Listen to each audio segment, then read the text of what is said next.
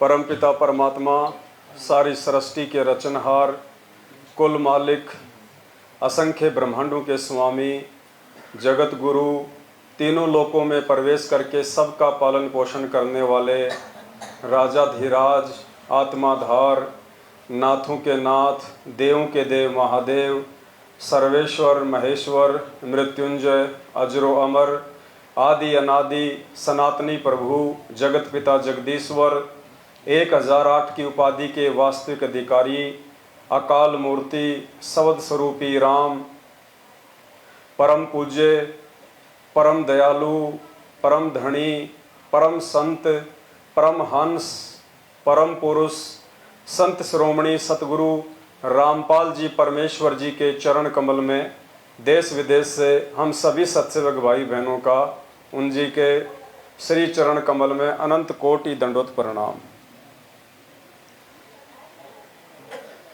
आज उन्हीं के आशीर्वाद से उत्तर प्रदेश के शाहबाद में सात संगति रखी गई है। दूर दराज से बहुत सारी आत्माएं सात संगति में आई हुई हैं। ये परमेश्वर की आप और हम सभी आत्माओं के ऊपर इस कलयुग की बिचली पीढ़ी में ये विशेष मेहर है और इस मेहर के लिए हम परमपिता परमेश्वर सतगुरु रामपाल जी भगवान के सदा ऋणी रहेंगे। उसके बाद में परमात्मा ने एक और बनवाया है पैम्पलेट, क्योंकि आज सतगुरु रामपाल जी भगवान की जो संगत है 90% संगत को 90% संगत को 28 वर्ष हो चुके हैं, दंडवत प्रणाम करने की सही विधि का ज्ञान नहीं है। 90% संगत दंडवत प्रणाम सही विधि से नहीं करती है, उनको पता ही नहीं है कि दंडवत प्रणाम कैसे किया जाता है। और जब तक हम परमेश्वर के बताए अनुसार अष्ट अंग से दंडवत प्रणाम नहीं करेंगे, 8 अंगों सहित दंडवत प्रणाम नहीं करेंगे, अष्टांग दंडवत प्रणाम नहीं करेंगे विधि से, तब तक परमात्मा हमारे को कैसे आधीनी देगा। क्योंकि दंडवत प्रणाम करने से आधीनी आती है, अहंकार दूर होता है। तो आज संगत में बात बात पे लड़ाई झगड़े, एक दूसरे की मार पिटाई तक कर देते हैं ये बड़े बड़े लोग, कोऑर्डिनेटर लोग, आपने तो देखे होंगे वीडियो। क्योंकि उनके अंदर आधीनी नहीं आई। भले उनको सारे नाम मिल गए, सार नाम तक मिल गया, सार शब्द भी उन्होंने ले लिया, लेकिन अभी तक उनके अंदर वो आधीनी नहीं आ पाई। क्यों नहीं आ पाई?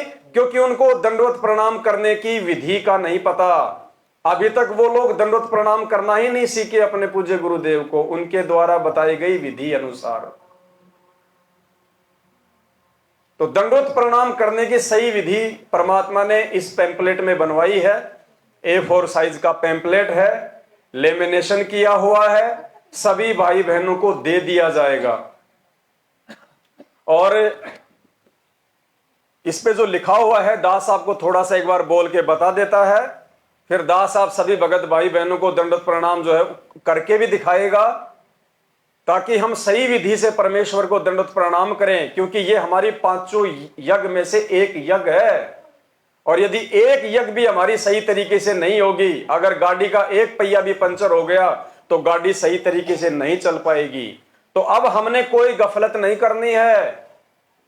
अब हमने हर प्रकार से भक्ति मार्ग पे आंखें खोल के चलना है, देखा देखी में नहीं चलना है। हमने भगतों को प्रसन्न नहीं करना, हमने परमात्मा प्रसन्न करना है। अष्टांग दंडवत, 8 अंग सहित दंडवत प्रणाम करने की सही विधि। अब 8 अंग कौन कौन से हैं? जिन 8 अंगों को हमने जमीन पे स्पर्श करते हुए दंडवत प्रणाम करना है। अब 90% भगत भाई बहनों को नहीं पता कि शरीर के वो 8 अंग कौन से हैं जिनको दंडवत प्रणाम करते समय जमीन से स्पर्श करना होता है।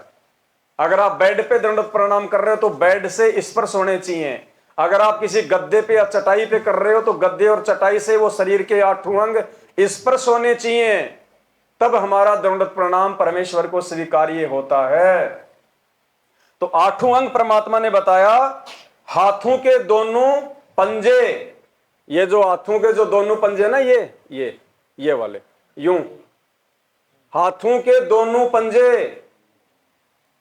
हाथों की दोनों कोनी, हाथों की दोनों जो है ना ये कोहनियां, ये भी जमीन से स्पर्श होनी चाहिए दंडवत प्रणाम करते समय।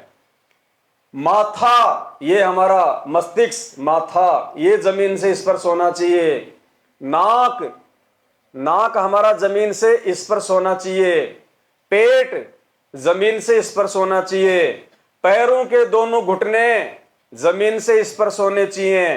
पैरों के दोनों पंजे, और फिर परमात्मा ने बताया कि दाएं पैर के पंजे पे बाएं पैर का पंजा हल्का सा चढ़ाकर दंडवत प्रणाम करना है। और संगत में क्या करते हैं भाई बहन, पैर के ऊपर पैर रख देते हैं, उसको पहाड़ जैसा बना देते हैं। मालिक ने बताया पैर के ऊपर पैर नहीं रखना, पंजे के ऊपर हल्का सा पंजा रखना है, यूं हल्का सा। तो ये 8 अंग हो गए। इन 8 अंगों सहित हमने अपने पूज्य गुरुदेव भगवान को दंडवत प्रणाम करना है। और वो कैसे किया जाता है, उसकी क्या विधि है, परमात्मा ने बताया कि सबसे पहले दंडवत प्रणाम करते समय सबसे पहले आप अपने घुटने टेक के जमीन पे बैठिए। कैसे, दास आपको थोड़ी सी विधि जो है वो करके बताएगा, ताकि जो जो भाई बहन वीडियो देखेंगे सभी जान जाएं उस चीज को, और दंडवत प्रणाम करते समय हमसे कोई भी त्रुटि ना हो।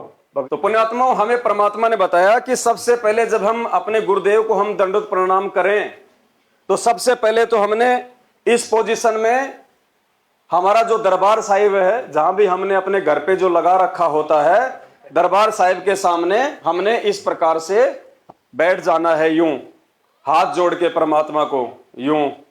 और उसके बाद में परमेश्वर ने बताया कि सबसे पहले आपको जो भी मंत्र प्राप्त है, प्रथम मंत्र, सतनाम, सारनाम, जो भी आपको मंत्र प्राप्त है, एक पूरा मंत्र जो प्रथम मंत्र का है, आप उसका जाप करो पहले बोल के या फिर अपने मन ही मन में, एक मंत्र केवल। और यदि आपको सतनाम प्राप्त है तो आपने सतनाम का जाप करना है। अगर आपको सारनाम प्राप्त है तो आपको सारनाम का जाप करना है। यानी जो भी आपको बड़ा मंत्र प्राप्त है, वो मंत्र आपने दंडवत प्रणाम करते समय 1 या 2 मंत्र आपने उसके जाप करने हैं। और वो मंत्र जाप करने के बाद में फिर आपने अपने पूज्य गुरुदेव जी के दर्शन करने हैं। अगर सामने यदि साक्षात है गुरुदेव आश्रम में या कहीं भी, तो हमने सबसे पहले अपने गुरुदेव के दर्शन करने हैं। यदि हम अपने घर पे दंडवत कर रहे हैं तो हमने अपने गुरुदेव की छवि के दर्शन करने हैं, हमने उनकी फोटो के दर्शन करने हैं, बिल्कुल आराम से यूं। और उसके बाद में फिर हमने ये शरीर के जो 8 जो हैं ये हमारे अंग, हाथों के दोनों पंजे, हाथों की दोनों कोहनी, माथा, नाक, छाती, पेट, और ये पैरों के दोनों घुटने, और दाएं पैर के पंजे पे बाएं पैर का हल्का सा जो है वो पंजा। फिर हमने अपने गुरुदेव को दंडवत प्रणाम करना, सीधा लंबा लेट के डंडे की तरह।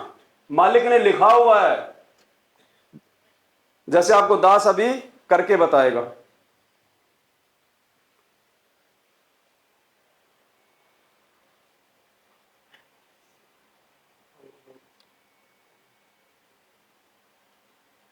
दास ने मंत्र का जाप किया। मंत्र का जाप करने के बाद में हमने सामने अपने गुरुदेव के दर्शन करने हैं, क्योंकि ये जो रिहर्सल है परमात्मा हमसे जो यहां करवा रहे हैं, ये हमारे को त्रिकुटी पे काम आएगी। ये त्रिकुटी पे काम आएगी हमारे को। अगर आज यदि हमने यहाँ पे रिहर्सल नहीं की और यदि वहां हम धोखा खा गए तो वापस हम नीचे पटक दिए जाएंगे। तो सबसे पहले यूं बैठ के परमात्मा को जो है मंत्र का जाप, उसके बाद में हमने खुली आंखों से अपने गुरुदेव के दर्शन करने हैं। दर्शन करने के बाद में शरीर के 8 अंग सहित हमने सीधा लेट के परमात्मा को दंडवत प्रणाम करना है।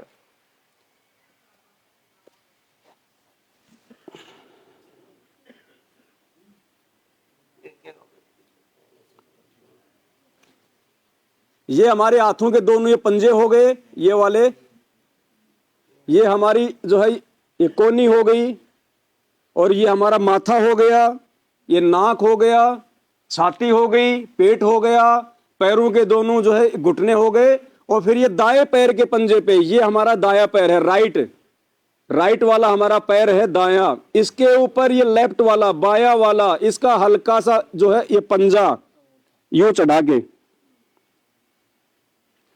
यूं नहीं करना हमने। बहुत सारे भाई बहन यूं करते हैं, यूं, ये गलत है, ये विधि सही नहीं है।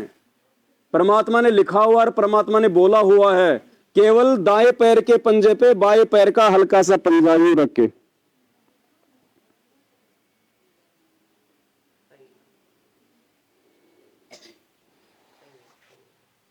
बंदी छोड़ सतगुरु रामपाल जी भगवान की।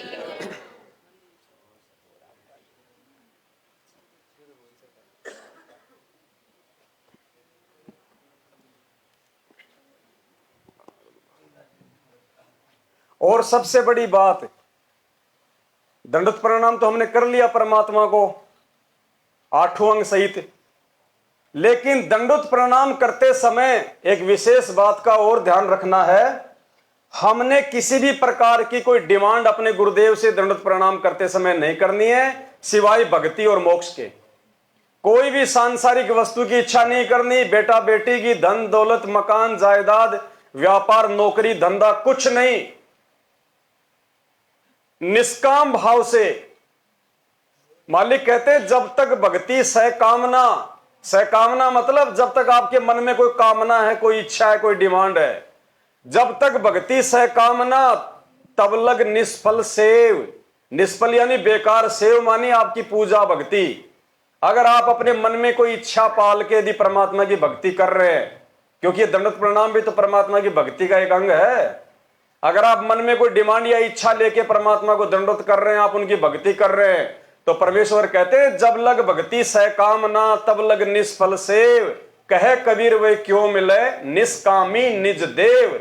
निष्कामी वो परमात्मा इच्छा रहित भावना से मिलता है। मन में कोई इच्छा नहीं होनी चाहिए, हमारे कोई डिमांड नहीं होनी चाहिए। चाहे घर में खाने के दाने नहीं हैं तो भी आपने परमात्मा से ये डिमांड नहीं करनी कि परमात्मा शाम के आटे का जुगाड़ तो करवा ही देना। इतनी इच्छा भी आपने अपने गुरुदेव भगवान से नहीं करनी है, नहीं मांगना है, क्योंकि पुण्यात्मा मांगा उससे जाता है जो अंतर्यामी ना हो, जिसको पता ना हो। हमारे गुरुदेव पूर्ण परमात्मा है और परमेश्वर कहते हैं चीटी पायल बाजे पैर, साहिब सुनता है सब लहर। अंतर्यामी एक तुम आत्म के आधार, जो तुम छोड़ो हाथ तो मोए कौन उतारे। ये अंतर्यामी परमात्मा है। और अंतर्यामी उसको कहते हैं जो हमारे मन में उठने वाली सोच को पहले ही जान ले। यानी हमें नहीं पता कि हम 1 साल बाद उस परमात्मा से हम क्या डिमांड करेंगे, हमारे मन में क्या इच्छा प्रकट होगी, वो परमात्मा उसको पहले से ही जान लेता है कि इसके मन में 1 साल बाद में क्या इच्छा उत्पन्न होगी, ये क्या डिमांड लेके आएगा मेरे सामने। उसको कहते अंतर्यामी।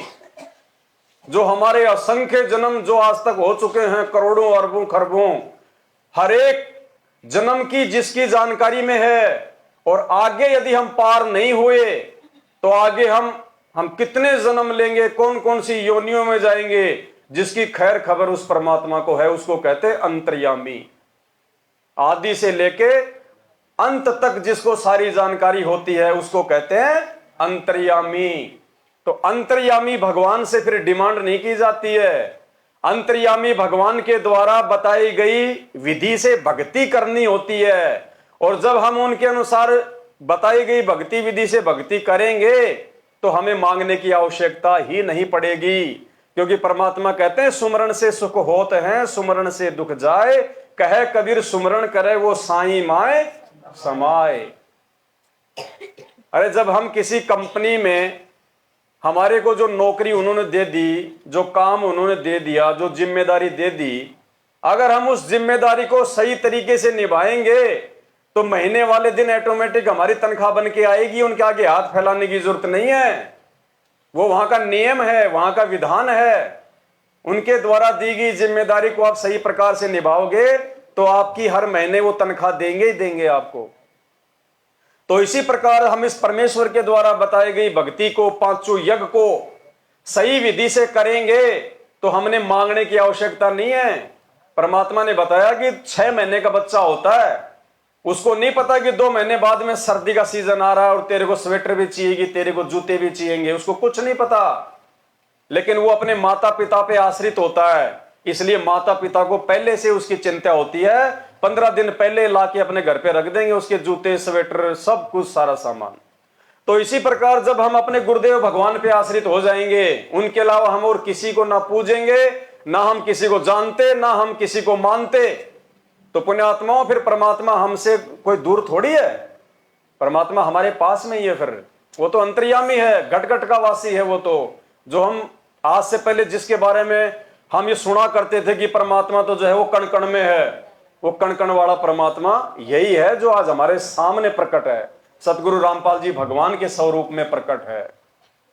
तो 8 अंगों सहित दंडवत प्रणाम करने की ये विधि परमपिता परमेश्वर जी के आशीर्वाद से इस कागज पे लिख दी गई है, लेमिनेशन करवा दिया गया है। हम सभी भाई बहनों ने भी इसी आधार से करनी है। ये हमारा यज्ञ है, ये प्रणाम यज्ञ है। और हमारे घर में जो बच्चे हैं, माता पिता हैं, उनको भी हमने समझाना है, सबसे हमने इसी प्रकार से दंडवत प्रणाम करवाना है। ये आप सभी भाई बहनों को साथ संगति के बाद में मिल जाएंगे, कोई चार्ज नहीं है, मुफ्त में मिलेंगे आपको। फिर इसके पीछे की साइड में चरणामृत पीने की सही विधि, क्योंकि चरणामृत पीने की विधि भी हमारे भगत भाई बहनों को नहीं पता है, 90% को नहीं पता अभी तक। कई भाई बहन तो चरणामृत को उस समय पीते हैं जब साल 6 महीने में उनके खांसी जुकाम होता है, जबकि ये रोज लेना हमारे को। अरे कहां मिलेगा ये चरणा अमृत? अरे समुद्र मंथन हुआ था, राक्षस और देवता लड़ मरे थे यहां के नकली अमृत के ऊपर, और ये पूर्ण परमात्मा हमें चरणामृत दे रहा है। पुण्यात्मा, इसका तो वारन पार नहीं है, और इसको भी लेने में हम लोग जो है वो कंजूसाई कर रहे हैं। अरे अगर ये पैसों में मिलता, 1-2 लाख रुपए का एक टपका मिलता, पहली बात तो इसका टपका तो 21 ब्रह्मांड में मतलब सुलभ ही नहीं है। आप कोई भी जब तब साधना कर लो, इस सतगुरु रामपाल जी भगवान की शरण में आए बिना ये अमृत अति दुर्लभ है, नहीं मिलता। ये ब्रह्मा विष्णु महेश भी रोते तड़पते हैं, काल भगवान भी रोता है सतगुरु रामपाल जी भगवान के चरणों के अमृत के लिए। और आप और हमारे को परमात्मा ने बोतलें भर भर के दे रखी है, फिर भी हमने उनको जो है वो सजा के रखा हुआ है। परमात्मा कहते हैं चरणामृत कदाचित पावे, 84 कटे लोक सिंधावे। चरणामृत हमने रोज पीना है परमात्मा का, रोज। जितना पिएंगे उतना ही हमारा अंतःकरण साफ होगा, हमारा मैल बाहर निकलेगा, हमारे विकारों से हमारे को मुक्ति मिलेगी। रोज पीना है, ये दवा है, आध्यात्मिक दवा। अब ये पिया कैसे जाता है चरणामृत, लिया कैसे जाता है, 90% भाई बहनों को आज तक इसकी जानकारी नहीं है। और ये सात संगतियां भगवान ने इसीलिए रखवाई है पुण्यात्माओं कि हम इन सभी बातों से परिचित हो जाएं, भगत बने, हमारे को देख के फिर बाकी भगत भाई बहन भगत बने। जैसा भगत परमात्मा बनाना चाहता है वैसा हम बने। तो चरणा अमृत कैसे पिया जाता है, इसकी भी एक विधि है, वैसे नहीं काम करता ये। नाम उपदेश के समय आपको चरणामृत से भरी हुई एक सफेद रंग की प्लास्टिक की छोटी बोतल मिलती है। अब हमने क्या करना है, इसकी पूरी विधि आप भाई बहनों को जो है समझानी पड़ेगी। वैसे तो मालिक की दया से इसमें लिखा हुआ है, फिर भी आपको वीडियो के माध्यम से अगर बता देंगे तो ज्यादा अच्छा रहेगा। भगत जी है क्या यहाँ पे अपने चरणामृत की बोतल है छोटी वाली, वो ले आओ, एक कोई गिलास ले आओ और एक कोई खाली बोतल ले आओ, कोई बड़ी बड़ी हो तो। सत्सायु जी, अब देखो हमारे पास में सारी सामग्री आ चुकी है आप भाई बहनों को समझाने के लिए कि पूज्य गुरुदेव सतगुरु रामपाल जी भगवान ने नाम उपदेश के बाद हमें जो चरणामृत दिया है, उस चरणामृत को हमने कैसे सेवन करना है, क्या उसकी विधि है। तो परमेश्वर ने ये चरणामृत की हमारे को बोतल दी नाम उपदेश के बाद में। अब ये चरणामृत है क्या? ये चरणामृत है सतगुरु रामपाल जी भगवान के चरणों के ऊपर से डाला गया सादा पानी।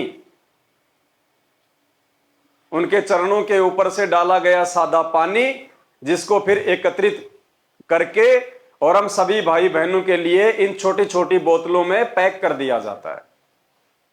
अब ये हमारे को दिया क्यों जाता है? इसके देने का रीजन क्या है? हमारे अंदर आधीनता लाने के लिए, हमारे अंदर विनम्रता लाने के लिए, हमारे अंदर सादापन लाने के लिए, कि यदि कोई भगत होगा, यदि कोई मोक्ष की अधिकारी आत्मा होगी, यदि वास्तव में कोई हंस होगा जिसको भक्ति की प्यास है, जो मान बढ़ाई से दूर है, चाहे वो किसी भी जाति से है, किसी भी धर्म से है, जब उसको पता चलेगा कि ये जो चरणामृत है, ये जो जल है इस बोतल में, ये सतगुरु रामपाल जी भगवान के चरणों का जल है, तो जिसको भक्ति की प्यास होगी वो तो इसको पिएगा। और जो अहंकारी होगा, जो काल का जीव होगा, जो अपने आप को सांसारिक तौर पे कोई विशेष जाति और धर्म से संबंधित मानता होगा कि मैं तो ब्राह्मण हूं, मैं तो बनिया हूं, मैं तो यादव हूं, मैं तो श्री कृष्ण जी का वंशज हूं, मैं कैसे, संत रामपाल जी तो एक जाट है हरियाणा के, मैं कैसे एक जाट के चरणों का जल पीऊं, मैं तो जाति और कुल में और धर्म में उनसे श्रेष्ठ हूं। तो पुण्य आत्माओं, वो आत्मा वो काल का है, वो काल का जीव है वो। और जो ये सोचेगा कि भाई ये परम संत के चरणों का अमृत है और ये तो देवताओं को भी नसीब नहीं है, इस अमृत के पीने मात्र से ना जाने हमारे कितने करोड़ों पापों का सत्यानाश होगा। और ये सौभाग्य तो भाई कभी कभी मिलता है, जन्म जन्मांतरों बाद, युग युगांतरों बाद। और वो आत्मा रोजाना अपने गुरुदेव के चरणों का जल ग्रहण करेगा, अमृत ग्रहण करेगा। अब इसकी विधि क्या है? ये बोतल हम सभी भाई बहनों को मिलती है, घर पे लाके बहुत सारे भाई बहन इसको रख देते हैं, छेड़ते भी नहीं है, या कभी कभार याद आ गया तो क्या करेंगे, इसी का ढक्कन खोलेंगे और जैसे वो खांसी की दवा पीते हैं ऐसे पी लेंगे, या इसके ढक्कन में डाल के पी लेंगे, फिर वापस इसको बंद कर देंगे। ये विधि नहीं है। इसकी विधि परमात्मा ने बताई। जब हम इस बोतल को अपने घर पे लेके आते हैं तो हमने क्या करना है, एक सादा पानी की बोतल, जैसे मार्केट में मिलती है ना, जो पानी की बोतल मिलती है बिस्लरी वगैरह, आप चाहो तो मार्केट से वो खरीद के ले आओ, 15-20 रुपए की पानी की बोतल भरी हुई सादा जल, साफ पानी। आप चाहो तो ऐसा कोई भी 1 लीटर का, 2 लीटर का, 5 लीटर का कोई डब्बा, कोई बोतल, कोई थर्मस आप अपने घर पे सादा पानी से भर लो, जो नल का पानी जो हम अपने घर पे जो प्रतिदिन यूज करते हैं पीने में और साग सब्जी बनाने में। 1 लीटर की, 2 लीटर की या 5 लीटर की आप एक बोतल सादा पानी की भर लो। और सादा पानी की बोतल भरने के बाद में हमें ये जो चरणामृत मिलता है, इसका एक ढक्कन या 5-10 बूंद, एक ढक्कन या 5-10 बूंद चरणामृत की इस 1 या 2 लीटर सादा पानी की भरी हुई बोतल में डाल लो। एक ढक्कन डाल लिया, उसके बाद इसको हमने वापस पैक करके और हमने इसको अपने दरबार में या किसी अलमारी में, मतलब सेफ जगह पे आप इसको वापस यूं की यूं रख दो। आप इसको ना छेड़ो अब, क्योंकि आपने ये 2 लीटर की सादा पानी की बोतल में एक ढक्कन उस चरणामृत का डाल के आपने पूरा का पूरा जो ये जल है, आपने इसको चरणामृत ही बना दिया। अब प्रतिदिन हमने क्या करना है, इसको आप चाहो तो अपने दरबार में रखो, चाहो तो किसी और जगह पे रखो। सुबह सबसे पहले जैसे ही हम उठें, सबसे पहले तो परमात्मा ने विधि बता दी, मंगलाचरण, उसके बाद में 8 वाणियां समर्थ साहिब रत्न उजागर वाली। उसके बाद में अगर आपने नित्य नियम करना है तो पहले आप अपना नित्य नियम कर लो। यदि आप नित्य नियम करने से पहले लेना चाहते हैं चरणामृत, तो आप चाहे उसको पहले ले लो, कोई दिक्कत नहीं है। लेना कैसे है, फिर आपने क्या करना है, ये गिलास लेना है, कैसा, छोटा ले लो, बड़ा ले लो, जैसी आपकी इच्छा है।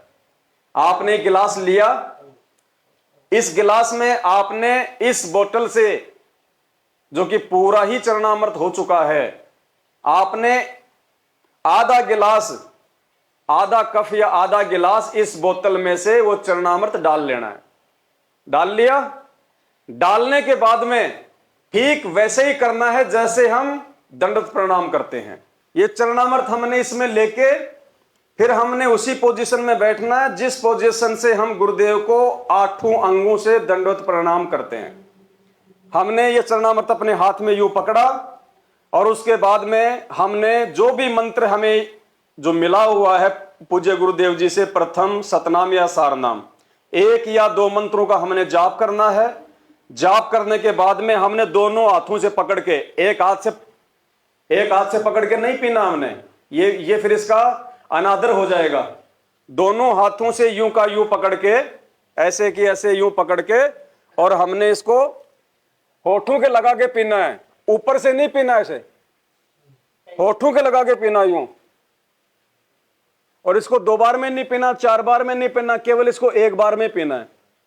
आपने जो आधा कप इसमें डाला ना चरणामृत का, उसको केवल 1 बार में आपने पूरा पीना, यूं का यूं।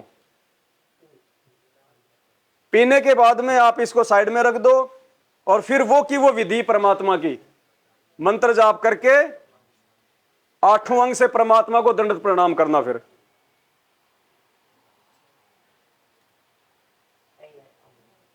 मंत्र जाप करने के बाद में फिर अपने गुरुदेव की छवि के दर्शन करना, या गुरुदेव साक्षात हो तो अपने गुरुदेव के दर्शन करना। उसके बाद में 8 अंगों सहित हमने दंडवत प्रणाम करना है।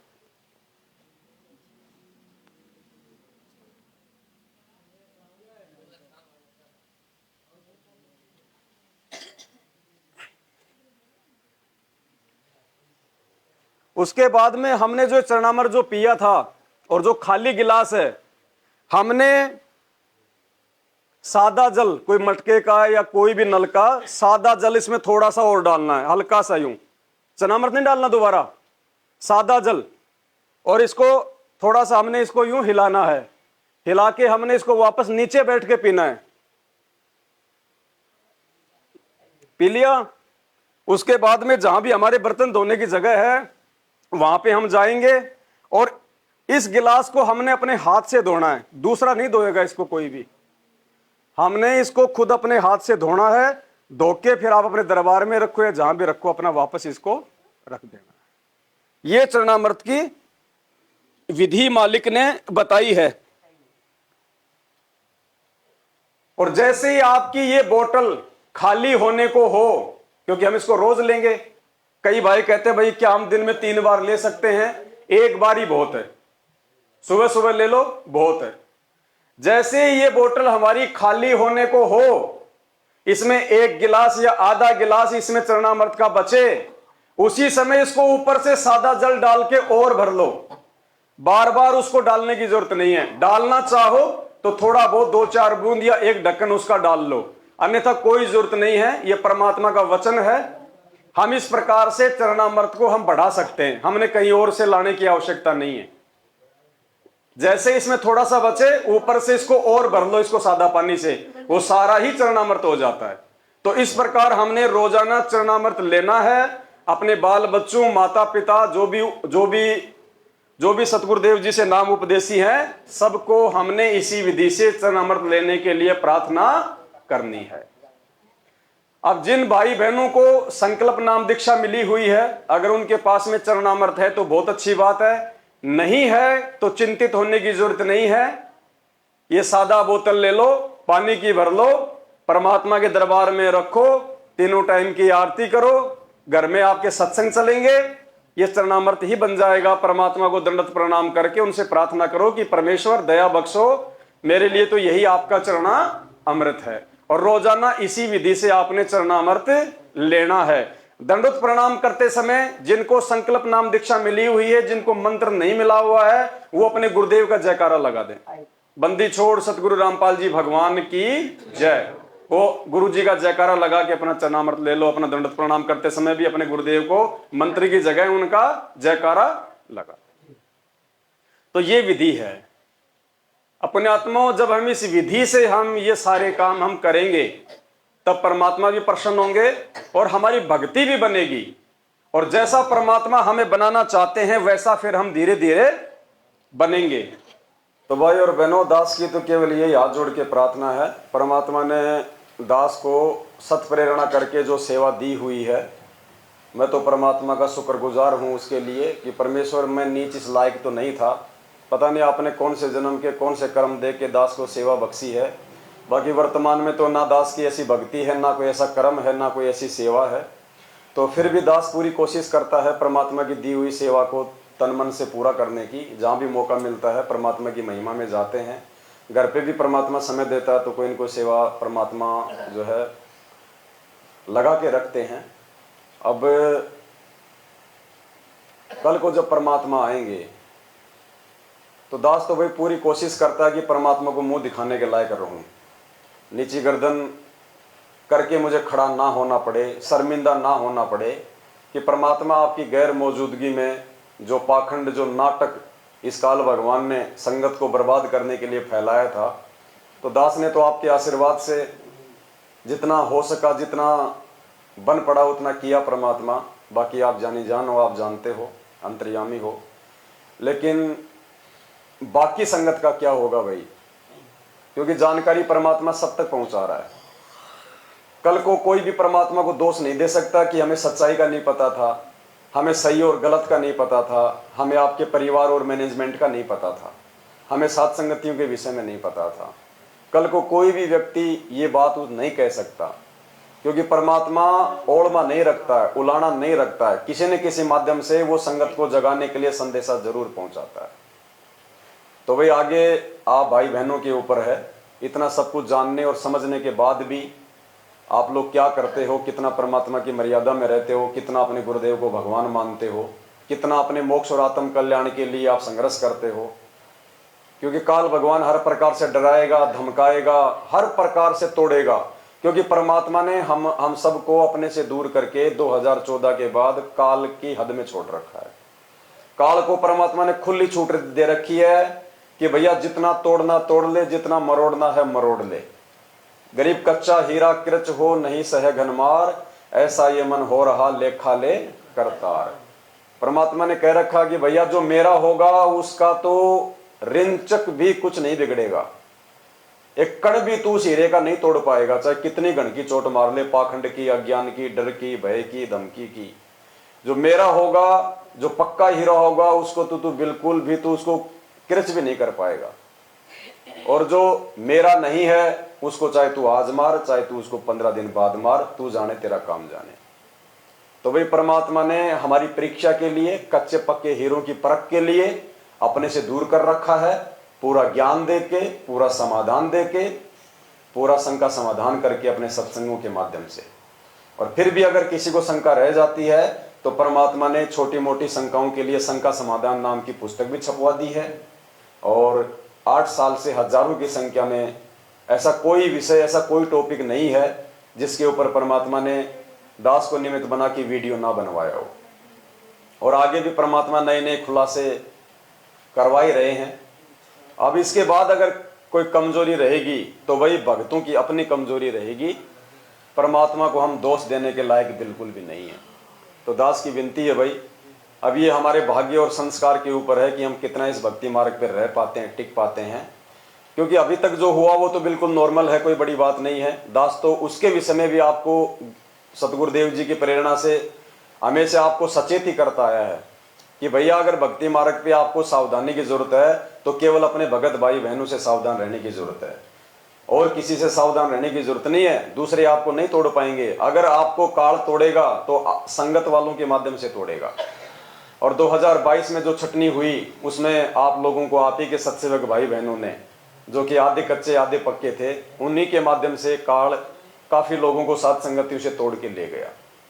अब आगे का जो समय है 2 से 3 साल का, ये समय है मुख्य परीक्षाओं का।